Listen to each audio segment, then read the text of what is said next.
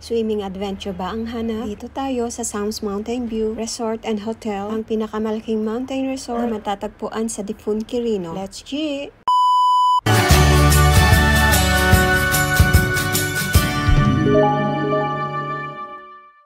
So ayan na nga mga mare, nagbayad na ako ng entrance, video okay rental at cottage fee for 16 packs. 130 for adult at 100 for kids. At yung pavilion type cottage naman ay 1.6. Kasama na ang video okay. Pero kung small group lang kayo, ay meron din silang kubo type na tig 700 lang. Mountain resort nga ito mare, kaya expect mo na ang pataas na lakarin. Pero wag kang madanagan, meron naman silang kulong-kulong para maghakot ng inyong gamit. At kung ayaw mong mahirapan maglakad, umangkas ka na sa kulong-kulong. Ayan nga mga mare, nasa bungad pa lang pero nabanog na daw sila. Okay lang yun dahil excited ang lahat. Birthday nga pala ng inang ko at isa lang ang kanyang request, ang makabalik daw sa Sounds Mountain View Resort. At pang 3 times na nga niya ito. Kanya nga ay garo, pagbigyan ng request. Timing naman na umuwi akong Pinas, kaya pinili kong umuwi ng probinsya. So ayan na nga ang entrance ng mga swimming pools at slides. At pinili ko nga yung malapit lang na cottage dito para naman di mahirapan ang mga senior citizens. At this moment ay pinagmerienda ko na nga yung mga bata bago sila mag-swimming. Naiwan pa nga yung iba sa bahay. May lulutuin pa at hindi rin lahat kasya sa van. Ayan nga, ready na ang aking mga pamangkin. Mabuti na lang, malapit lang kami dito sa children's playground at swimming pool. So habang nag-e-enjoy sa swimming ang mga bata, nag-iihaw na rin ng iba pang ulam. Tamang-tama, pagdating nila inang ay ready na for lunch. Hindi ko na nga na-video yung mga food. Kitam nga ay naggulon. Mangantayin alatta. At ayan nga ang inang ko. Mukhang may pinapagalitan na naman. Mukha lang masungit yan. Pero nasingpat na yan ngayon, hindi na namamalo. So ayan na nga at nag-enjoy muna sila sa video okay. At this moment ay naka-close na yung swimming pool. May maintenance daw kasi sila pagtanghali. Kaya naman around 1 PM ay excited na ang lahat para mag-swimming.